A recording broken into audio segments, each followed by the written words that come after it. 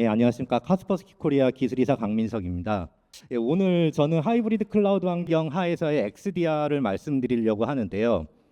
이 XDR에 대한 정의가 기업마다 다르고 미디어 서치 기관마다 다른 정의를 내리고 있는데요. 일단 가장 보편적인 게 가트너의 정의를 보면 XDR에 대한 정의를 EDR, NDR, CM 그리고 위협 인텔리전스를 얘기하고 있죠. 그래서 그 컨셉에 맞춰서 그 하이브리드 클라우드 환경에서의 XDR을 어떻게 고민해야 될까? 그거를 준비를 했습니다. 온프레미스 데이터 센터, 프라이빗 클라우드, 그리고 AWS, 애저, GCP와 같은 퍼블릭 클라우드를 통합해서 하이브리드 클라우드로 운영해야 되는 이유는 여러 가지가 있을 수 있습니다. 이 중 보안의 관점에서만 살펴보면 흔히 보안 3대 요소를 기밀성, 가용성, 무결성 이 세 가지를 언급하고 있죠. 먼저 기밀성 측면에서 하이브리드 클라우드의 필요성을 살펴보면 퍼블릭 클라우드가 아닌 반드시 폐쇄망 또는 온프레미스 내부망에 존재해야 되는 데이터가 있습니다. 이는 내부 보안 규정상의 이유 또는 법적 규제에 의한 필요성이 있을 수 있고요. 가용성 측면에서 본다면 퍼블릭 클라우드만 사용하는 환경하에서 기업의 인터넷 회선에 문제가 생기면 서버에 대한 접속 자체가 불가능하고 업무가 중단될 것입니다. 그러므로 별도의 백업 센터를 위해 필수 애플리케이션 서버는 사내망에 존재해야 될 것이고요. 마지막으로 무결성 측면을 고려하면 퍼블릭 클라우드 또는 데이터 센터에 장애가 발생해도 중요한 데이터를 복구하고 업무의 영속성을 보장하기 위해서 별도의 재해복구 센터를 다른 독립적인 공간에 구축해야 하죠. 이렇게 다양한 물리적, 논리적 공간에 존재하고 있는 서버들에 대한 보안을 따로 운영하게 된다면 보안 정책의 일관성이 손상될 뿐만 아니라 운영의 효율성 측면에서도 매우 부정적입니다. 그러므로 하이브리드 클라우드 환경의 하에서는 통합 보안과 그 보안에 대한 운영을 고려하는 것이 중요합니다. 데이터 센터, 프라이빗 클라우드, 퍼블릭 클라우드는 각기 운영 및 보안 관리자가 다릅니다. 특히 데브옵스에서 운영되는 퍼블릭 클라우드의 보안은 좀 더 고민의 지점이 많아지는데요. 퍼블릭 클라우드는 개발자에게 업무의 효율성을 향상시켜 주었지만 동시에 기업의 전통적인 보안 통제로부터의 자유도가 높아집니다. 예를 들어 기존의 전통적인 데이터 센터 환경하에서는 개발 부서가 신규 서비스를 베타 테스트하기 위해서 네트워크와 서버 운영 부서로부터 승인을 받아서 자원을 할당받아야만 했습니다. 하지만 이제는 개발자가 직접 퍼블릭 클라우드 상의 서버를 하나 가상으로 생성하고 간편하게 베타 서비스를 오픈할 수 있습니다. 이 가상 서버에 엔드포인트 프로텍션, 접근 통제, 계정 관리 등 기업의 보안 정책 적용에 예외가 발생할 수 있고요. 보안 솔루션별 별도의 라이선스 관리 또한 새로운 고민의 지점입니다. 여기에 EU GDPR, PCI DSS, 히파 그리고 한국의 개인정보보호법 등 규제 준수에 대한 고민 역시 추가됩니다. 오늘 세션에서는 크게 두 가지 측면으로 말씀을 드리겠습니다. 첫 번째, 무엇으로부터 보호할 것인가? 즉 공격자들의 최신 공격 방법에 대해서 말씀드리고요. 그러면 어떻게 보호해야 하는가? 즉 하이브리드 클라우드 환경하에서 CWPP, EDR, NDR, Threat Intelligence를 통합해서 XDR에 대해서 말씀을 드리겠습니다. 먼저 공격자들의 공격 방법에 대해서 말씀드리겠습니다. 90% 정도의 공격은 범용적인 악성 코드나 OS 또는 애플리케이션의 알려진 취약점을 이용해서 공격하기 때문에 기존의 엔티바이러스 소프트웨어라고 불리던 엔드포인트 프로텍션, 클라우드상에서는 CWPP라고 그러죠. 클라우드 워크로드 프로텍션 플랫폼을 이용해서 대응 가능합니다. 반대로 얘기하면 예방이 가능하다는 건데요. 하지만 나머지 10% 정도의 공격은 APT 공격과 같이 매우 지능적이고 해당 기업, 기관을 표적으로 하는 공격입니다. 이러한 표적형 공격은 잘 알려진 악성 코드를 지닌 프로그램을 이용하는 것이 아니기 때문에 기존의 엔티바이러스 소프트웨어로 불리우던 엔드포인트 프로텍션 솔루션 CWPP를 이용해서 탐지 및 차단이 불가능합니다. 즉 제로데이 어택인데요. 더욱이 이러한 공격 중 0.1%의 공격은 사이버 무기화된 고도의 전문적인 공격이고 그 파괴력 또한 상당하기 때문에 지능화된 툴과 전문 지식을 가진 인력에 의한 심층 조사를 포함한 접근이 필요합니다. 저희 카스퍼스키의 연구 인력이 1,200명 정도 되는데요. 저희는 이제 그 월드와이드한 공격자 그룹들을 계속 추적하고 있고요. 그 중에 지금 보면 30여 개의 그룹이 배후에 국가의 지원을 받는 그런 준군사와 조직화된 공격자 그룹이고요.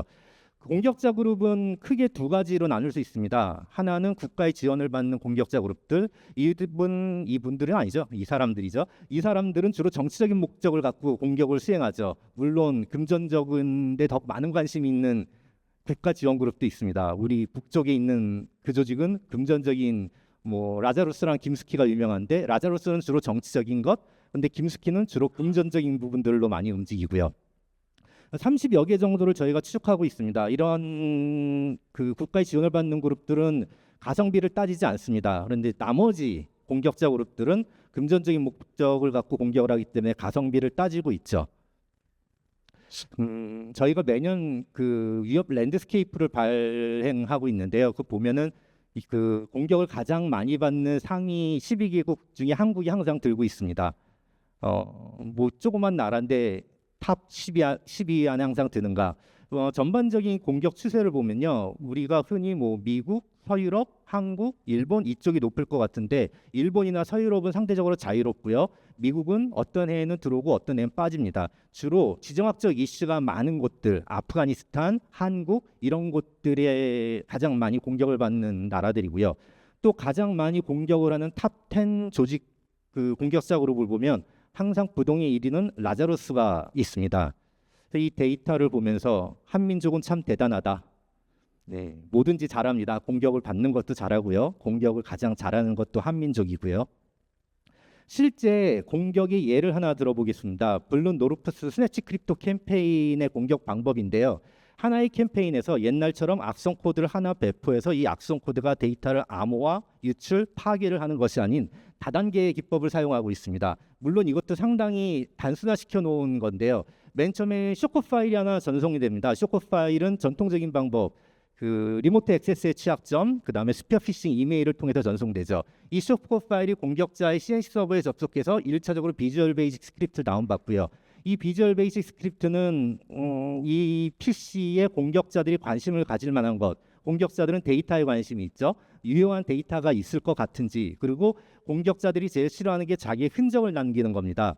그래서 EDR 같은 그 엔드포인트 프로텍션 솔루션이 있어서 증적을 남기는지, 그렇다고 한다면 지우고 없어지고요. 그렇지 않으면 다음 비주얼 베이직 스크립트를 받습니다. 이 비주얼 베이직 스크립트는 이 PC가 네트워크 관리자의 PC여서 서버나 스토리지로 접근이 가능한지, 아니면 이 PC 자체에 의미 있는 데이터가 있는지 있다라고 한다면 그 사용자의 아이디, 시스템의 UUID, IP 등을 찍어서 공격자에게 전송하고 파워쉘을 다운받고요. 그렇지 않으면 지우고 사라지죠. 이러한 여러 단계를 거쳐서 마지막에 백도어나 트로전을 설치해서 데이터를 암호화, 유출, 파괴를 하게 됩니다. 그런데 재밌는 거는 하나의 캠페인에서 조금 더 단순화시켰는데요. 하나의 캠페인에서 사용되는 이런 다단계 멀웨어와 악성 코드들이 한계가 아니다라는 겁니다. 해시값들을 나열해 봤는데 상당히 많죠. 여기 점점점점 돼 있습니다. 백도어도 점점점점 상당히 많습니다. 많은 종류의 악성 코드들이 사용되고요. 그 이유가 있죠. 바이러스 토탈이라는 사이트는 전 세계에 있는 모든 엔티바이러스 소프트웨어를 갖고 바이러스를 검사를 해줍니다. 이 해시값들을 넣고 검사를 해보면 하얀색은 바이러스 토탈에서 탐지가 되는 것들이고요. 빨간색은 탐지가 안 됩니다. 아까 말씀드렸듯이 공격자들은 가성비를 따집니다. 가성비를 따지기 때문에 매번 새로운 코드들을 만든다는 것도 부담스럽죠. 그래서 기존 코드를 재활용하고 패키징을 다시 하고 다른 공격자들과 툴을 사고 팔고 빌려 쓰고, 그래서 다양한 여러 종류의 코드들을 사용하고요. 또 정치적인 목적을 갖고 있는 공격자 그룹들은 가성비를 안 따지죠. 많은 인력을 투입해서 계속적으로 코드를 만들죠.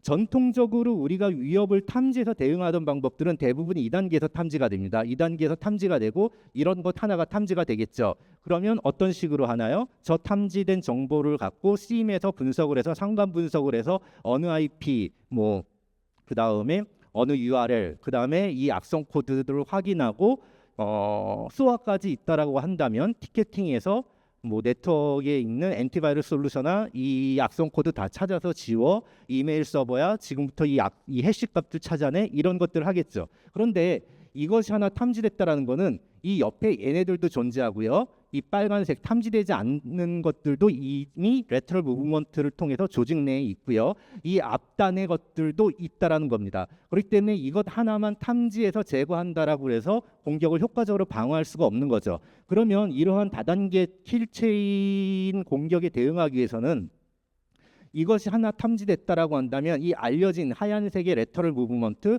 앞단에 있는 스크립트들을 다 찾아서 지워야 되는 거죠. 빨간색은 놓칩니다. 하지만 여기 얘가 일로 진화할 수도 있고 일로 진화할 수도 있는데 얘를 지웠다라는 거는 이쪽으로 진화할 확률을 25% 줄였다라는 거고요. 얘를 지웠다는 거는 이 빨간색으로 진화할 확률을 50% 줄였다라는 거고요. 얘를 다 제거했다는 것은 이 다음 단계로 갈 확률을 줄였다는 거죠. 더군다나 이것을 지워도 공격자는 자기가 배포한 악성 코드가 설치되어 있는지 설치되어 있지 않은지 알 수 있습니다. 얘가 설치되어 있다라고 한다면 공격자의 CA 서버에 보고를 할 텐데 보고가 안 들어왔다라는 거는 대상 타겟에서 탐지가 되고 차단이 됐다는 거죠. 그럼 공격자는 새로운 패키징을 하게 됩니다. 그럼 얘가 새로운 패키징을 다운받아서 일로 가게 되죠. 그래서 얘네들을 다 찾아서 지음과 동시에 얘네를 배포하고 있는 URL을 알아서 그 URL에 대한 접속을 IP에서 차단해서 추가 다운을 못 받게 만들어야 됩니다. 마지막에 얘네들이 하는 일은 CH 서버에 접속해서 지령을 받게 되죠. 그러면 CH 서버의 IP를 알고 있다라고 한다면 방화벽에서 CH 서버의 접속을 차단해서 마지막으로 지령을 못 받게 해야 되는 거죠. 그래서 공격을 무력화시킨다라는 것입니다. 그럼 이러한 정보들을 누가 제공해 줄 것인가? 이것이 위협 인텔리전스고요. 그래서 우리가 XDR을 고민할 때는 맨 처음에 CWPP로 클라우드 워크로드 상에서 CWPP로 알려진 위협을 탐지하고요. 그리고 EDR을 통해서 탐지된 위협의 상관관계, 이게 어디에서 다운받아졌고 이 부모 프로세스는 누구고 이러한 정보들을 확보해야 됩니다. 그리고 마지막으로 NDR에서 침투해 들어온 경로를 파악하고 이 정보들을 상관 분석할 수 있는 CM이 필요하고 대응하고 티켓팅하기 위해서는 이 전체 그림을 이해할 수 있는 위협 인텔리전스가 필요한 것입니다. 뭐 다른 공격이 예를 들어보더라도 재작년에 다크사이드가 미국 그 서부 지역 석유 공급량의 43%를 책임지고 있는 콜로니얼 파이프라인을 공격했죠. 다크사이드의 공격 방법을 봐도 크게 다르지 않습니다. 맨 처음에 피싱과 리모트 액세스 취약점을 이용했고요. 그리고 탐지의 피를 위해서 가벼운 툴들을 이용하고요. 수평 레터럴 무브먼트를 위해서 조직 내에서 사용하고 있는 프로토콜들을 이용하고 마지막에 가서야 악성 코드를 배포했습니다. 이 콜로니얼 파이프라인 공격 사건도 얘기하면 재밌는 얘기가 많은데 지금 제가 해야 될 게 15분가량 남았기 때문에 넘어가도록 하겠습니다. 그럼 먼저 CWPP에 대해서 말씀을 드리겠습니다. 이 부분에 대해서 자세하게 말씀드릴 시간을 써야 되나 생각이 들지만 한번 진행을 해보겠습니다. 하이브리드 클라우드 환경 하에서 CWPP는 단 하나의 솔루션, 라이선스로 모든 형태의 서버 환경을 중앙에서 관리할 수 있어야 되죠. 전통적인 기업 내부 데이터 센터에 물리적으로 존재하는 서버, 가상화된 서버, 프라이빗 클라우드, 그리고 AWS, 애저, GCP 등의 퍼블릭 클라우드에 존재하는 서버들까지 단 하나의 솔루션으로 중앙 관리할 수 있어야 됩니다. 또한 망별로 별도의 중앙 관리 시스템을 구축하고, 즉 프라이빗 클라우드형 중앙 관리 시스템, 퍼블릭 클라우드용 중앙관리 시스템, 그리고 인하우스 프라이빗 데이터 센터용 중앙관리 시스템, 얘네들을 하이어라키컬 구조에서 상단에서 제일 위에서 다시 관리하는 중앙관리 시스템, 이런 식으로 통합관리하고 계층적으로 관리할 수 있는 기능도 있어야 될 거고요. 전통적인 IaaS, 파스 형태의 클라우드는 물론이고 사스 형태로 제공되는 가상 스토리지 네트워크까지 보호할 수 있어야 됩니다. 물리적으로 에이전트 프로그램을 설치할 수 없는 사스 내에 존재하는 위협으로부터도 방어가 가능해야 됩니다. CWPP는 다음에 5가지 요소로 구성될 수 있습니다. 먼저 모든 형태의 데이터 센터에 존재하는 서버들을 통합 관리하기 위한 중앙 관리 서버, 그리고 버추얼 머신에 존재하는 서버들에 대해서 리소스 사용의 부담을 경감시키기 위해서 에이전트 리스 방식으로 구성할 수도 있어야 되죠. 버추얼 머신들의 일체의 에이전트를 설치하지 않고 악성 파일과 행동을 탐지하고 네트워크로부터 공격을 차단하는 기능이죠. 이 에이전트 리스 방식은 해당 서버 내에서 파일을 스캔하는 것이 아닌 외부에 독립적으로 존재하는 별도의 보안 가상 머신에서 수행해서 클라우드 워크로드가 보안 정책을 수행하기 위해서 본래 서버 서비스에 영향을 주는 것을 방지할 수 있습니다. 다음으로 라이트 에이전트 방식이 있습니다. 버추얼 머신들의 매우 가벼운 라이트 에이전트를 설치해서 풀 보안 기능을 수행하지만 파일 스캔만은 외부에 독립적으로 존재하는 별도의 보안 가상 머신에서 수행해서 클라우드 워크로드가 파일 스캔의 리소스를 할당하는 것을 경감시켜 줄 수 있어야 되고요. 마지막으로 윈도우즈 서버와 리눅스 서버에 에이전트들을 설치해서 엔티머리어 기능뿐만 아니라 랜섬웨어 차단, 취약점 방어, 호스트 방화벽, 시스템 무결성 검사, 매체 제어 등의 풀 엔드포인트 프로텍션 기능을 수행할 수 있는 모듈이 있어야 됩니다. 중앙관리 서버는 계층적으로 구성할 수 있어야 되고요. 퍼블릭 클라우드의 리전, VPC, 서브넷별로 별도 운영 중인 시스템 현황과 자산을 관리할 수 있어야 됩니다. 전통적인 CWPP 기능에 대해서는 그냥 빠르게 넘어가도록 하겠습니다. VM 환경화에서 동일한 머리어 스캔 엔진이 VM 환경화에서 여러 서버들이 있고요. 서버마다 머리어 스캔 엔진을 갖고 있다라고 한다면 그걸 각각의 버추얼 머신에 설치한다고 한다면 머리어 스캔 작업을 하는 비싼 그 머리어 스캔 작업을 하기 위해서 비싼 버추얼 머신의 자원을 낭비해야 되는 거죠.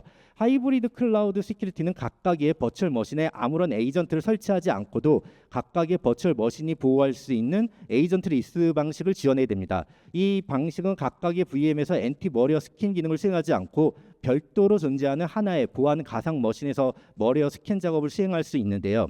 이런 접근 방식은 바이러스 검사 최적화, 가속화 기능을 제공해서 자원을 효율적으로 운영하고 빠른 탐지 기능을 제공합니다.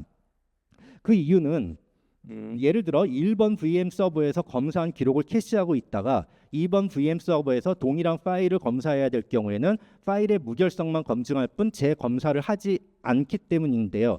OS만 놓고 보아도 80% 이상이 동일한 파일이기 때문에 이런 기법은 시스템을 매우 효율적으로 사용하게 해주고 검사 속도를 획기적으로 개선해 드립니다.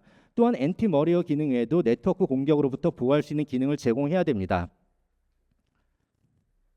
다음으로 라이트 에이전트 방식이 있는데요. 에이전트 리스 방식에서 별도의 서버를 두고 그 별도의 서버에서 엔티바이러스를 수행하기 때문에 모든 서버들의 보통 80% 정도는 동일한 파일이거든요. OS 시스템이기 때문에요. 그러한 중복 검사를 피할 수 있다고 말씀을 드렸고요. 라이트 에이전트에 대해서 자세한 설명은 안 드리겠습니다. 역시 라이트 에이전트는 에이전트를 서버에 깔아서 풀 보안 기능을 수행하지만 바이러스 스캐닝만 별도의 서버에서 제공을 하는 거고요. 저희 내부 테스트에 의하면 일반 엔티머리어 솔루션 대비 라이트 에이전트를 사용했을 경우에 평균 5배의 성능 향상과 시스템 자원을 절약하는 것을 확인할 수 있었습니다. 가상화 환경화에서 가상화 전용 엔드포인트 솔루션을 사용해야 되는 이유가 바로 이것입니다. 그 외에도 도커 컨테이너에 대한 보안도 제공해야 되고요. 꺼져 있는 도커에 대한 검사도 수행할 수 있어야 되고요. 랜섬웨어 차단하는 기능도 있어야 되죠. 랜섬웨어에 대한 대응을 기존의 전통적인 엔티바이러스 대응과 같이 가서는 안 됩니다.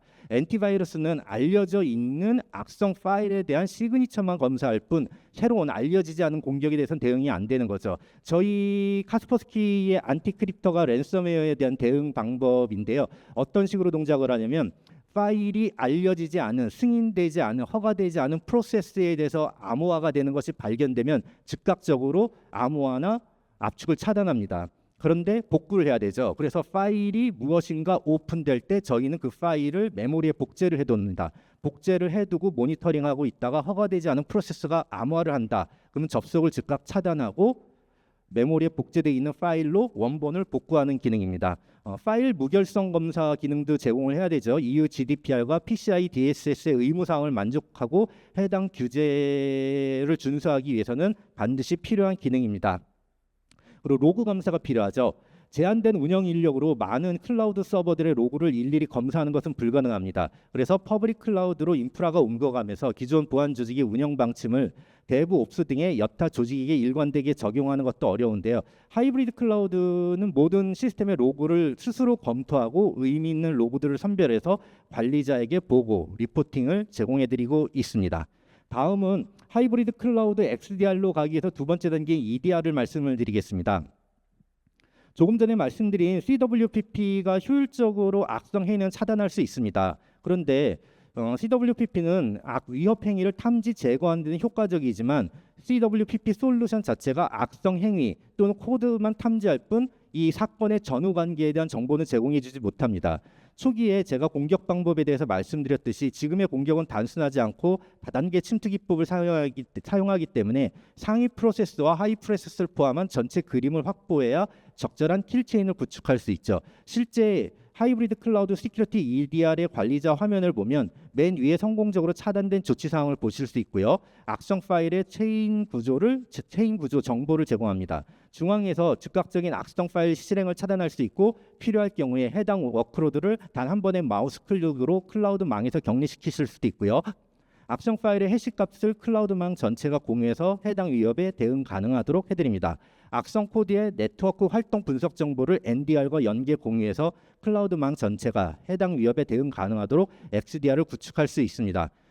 하이브리드 클라우드 XDR로 가기 위한 세 번째 단계로 NDR에 대해서 말씀드리겠습니다. EDR은 워크로드 상에서 동작하기 때문에 악성 행위 및 악성 코드를 개별 워크로드에서만 탐지하고 차단하는데요. 그렇기 때문에 엔드포인트에서 탐지한 정보만으로는 실제 공격의 진행 경로를 파악하고 전체 그림을 확보하기에는 부족합니다. NDR을 이용해서 네트워크에서 얻어진 정보와 EDR을 통해서 엔드포인트에서 얻어진 정보를 상관 분석해서 공격의 전체 그림을 파악하고 적절한 킬체인을 구축할 수가 있습니다. 알려진 위협을 탐지, 제거하는 클라우드 워크로드 프로텍션 플랫폼 CWPP죠.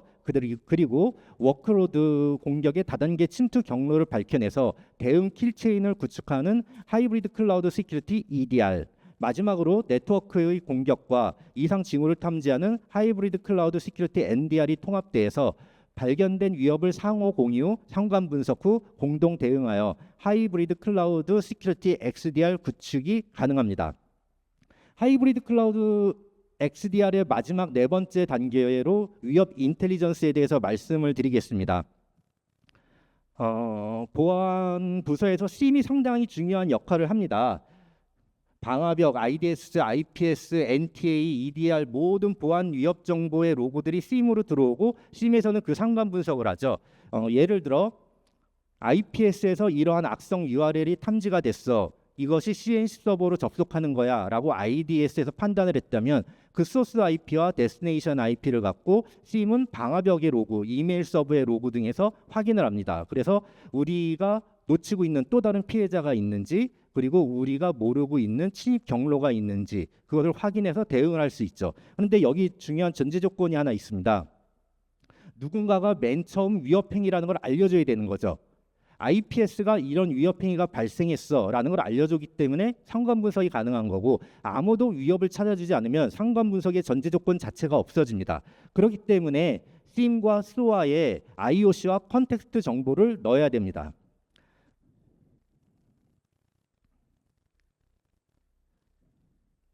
위협 인텔리 시간 관계상 5분밖에 안 남았기 때문에 스킵을 했습니다. 좀 전에 장표는 무슨 말씀을 드리려고 그랬냐면요. 보안 장비들이 넥스트 제너레이션 파이어월, 넥스트 제너레이션 IPS 이렇게 막 진화하면서 로고는 엄청나게 쌓여 들어오고 보안 관리자들은 그 많은 로고를 처리할 여력이 안 되죠. 그래서 통계에 의하면 전체 보안 로그의 50% 정도는 검토도 되지 않고 지나가고 있다. 그런 말씀을 드리려고 했고요. 유명한 데이비드 비앙코의 고통의 피라미드에 대해서 말씀을 드리겠습니다. 데이비드 비앙코의 고통의 피라미드를 보면 하위의 세 개 구조, 도메인 네임, URL이죠. IP 아드레스, 해시 파일의 해시값 이런 것은 위협 인텔리전스라고 하지 않습니다. 인포메이션이라고 합니다. 즉 인포메이션이라고 할 수 있는 것은 정수와 문자로 표현될 수 있는 값. 예를 들면 URL, SWG가 URL을 갖고 탐지를 하죠. 엔티바이러스 솔루션들, 파일의 해시값을 이용해서 탐지를 하죠. 방화벽, IP를 이용하죠. IPS, 시그니처, 정수를 이용하죠. 하지만 이러한 정수나 문자로 표현될 수 없는 상위의 세계 구조, TTPS, 공격자의 툴, 네트워크 호스트의 구조 이런 건 정수나 문자로 표현할 수 없죠. 저런 정보를 위협 인텔리전스라고 데이비드 비앙코는 정의를 하고 있습니다. 그러면 위협 인텔리전스는 어떠한 정보를 제공해야 되는가? 누가 우리 회사 기관을 공격 목표로 하고 있는가? 그들이 원하는 것은 무엇인가? 어떤 위협 그룹이 우리 회사 또는 기관의 사업 분야 또는 지역에서 활동하고 있는가? 그들이 사용하는 공격 방법은 무엇인가? 공격의 전후 맥락은 무엇인가? 사고의 범위는 어디까지인가? 발견된 것과 관련된 추가적인 위협 지표가 있는가? 어떤 시스템, 어떤 사용자가 영향을 받았는가? 이러한 정보들을 제공할 수 있어야 위협 인텔리전스라고 할 수 있습니다. 이 장도 그냥 시간 관계상 넘어가겠습니다. 그럼 위협 인텔리전스를 갖고 무엇을 할 수 있는가? 위협 인텔리전스에도 영역이 상당히 많습니다. 브랜드 프로텍션, 어택 서피스 매니지먼트, 다크웹 검색, 주로 우리나라에서는 이런 것들이 이루어지고 있죠. 우리나라 그 보안 위협 인텔리전스 기업들도 이런 것을 제공하고 있고요. 그런 이유는 사람이 할 수 있는 일이기 때문이에요. 그런데 그거보다 공격자들이 사용하는 IOC 정보와 그에 따른 컨텍스트, 이것은 사람으로 찾아낼 수가 없죠. 카스퍼스키 같은 경우는 저희가 전 세계 4억 2천만 명의 엔드포인트 고객을 갖고 있고요. 그 고객으로부터 얻어지는 정보, 물론 저희는 EU GDPR을 준수하고 개인 정보는 다 제거하고 URL은 노멀라이제이션해서 스위스 취리에 있는 데이터 센터에 그 정보를 모아서 분석을 하고 있습니다. 데이터 센터가 스위스 취리에 있는 이유는 영화 보면은 그 검은 돈들은 다 스위스 은행으로 거래하죠. 그만큼 개인정보보호법이 강한 나라이기 때문에 저희는 스위스의 데이터 센터가 있고요. 참고로 저희 본사는 영국 런던에 있습니다. IOC와 컨텍스트를 SIEM과 SOA에 넣습니다. 그리고 많은 보안 장비들의 로그가 SIEM으로 몰려들게 되죠. 그럼 이 보안 장비의 로그들과 카스퍼스키 또는 다른 위협 인텔리전스 업체가 될 수도 있고요. IOC 정보를 매핑시켜서 위협이 탐지가 되면 그 IOC와 같이 제공된 컨텍스트를 이용해서 SOA가 티켓팅을 합니다. 그래서 어떤 악성 코드가 나왔을 때 이메일 서버야 지금부터 이 악성 코드 해시값을 스캔하고 이 IP로부터 오는 메일은 받지 마. 그리고 방화벽아 너는 공격자의 CNC 서버가 여기니까 지령을 못 받도록 이 IP 차단해. IPS야. 우리가 악성 코드를 제거할 거지만 스크립트 놓친 게 있을 수 있기 때문에 추가 다운로드가 받을 수 있으니 이 URL에서 파일을 다운받지 마. 클라우드 보안 중앙관리 솔루션아 지금부터 이 해시 값들 전부 다 스캔해. 이러한 킬체인을 구축할 수가 있는 것입니다. 여기 대해서는 카스퍼스키 자랑을 하려고 했는데요. 안 하겠습니다. 시간 관계상. 그 위협 인텔리전스 IOC와 컨텍스트 정보의 하나의 예를 들어보겠습니다. 본넷 CNC URL에 대한 예인데요. 아이디화가 있고요. 그 본넷 CNC 서버의 URL이 있고요. 그리고 언제 처음 발견됐는지 마지막으로 관찰된 게 언제인지 저 서버들이 사용하는 IP들 실제로는 간단하게 했지만 이 IP가 쭉 붙고요. 그리고 저 CNC 서버에 접속하는 악성 코드명이 쭉 붙고요. 침해받은 국가 그리고 악성 코드들이 사용하는 해시값들이 쭉 붙고요. 쟤를 배포하고 있는 URL이 쭉 붙죠. 이 정보를 이용해서 이것을 저 위의 정보를 IOC라고 하고 이 정보를 컨텍스트라고 하죠. 이 정보를 이용해서 킬체인을 구축하게 됩니다. 파일 해시값에 대해서도 마찬가지가 됩니다. MD5, SHA1, SHE56의 파일 해시값들을 제공을 하고요. 걔네들이 사용하고 있는 파일명 그리고 DLL 파일의 타입, 파일 사이즈 그리고 IP들이 제공이 됩니다. 네, 39초, 7초 그냥 넘어가겠습니다. 네, 이 부분도 넘어가고요. 30초 남았기 때문에 네. 저희 카스퍼스키는 1999년에 설립됐고요. 현재 영국 런던에 본사가 있고요. 말씀드렸듯이 데이터 센터는 취리에 있고요. 그리고 한국 지사는 2014년 1월에 설립돼서 이제 만 10년이 넘었습니다.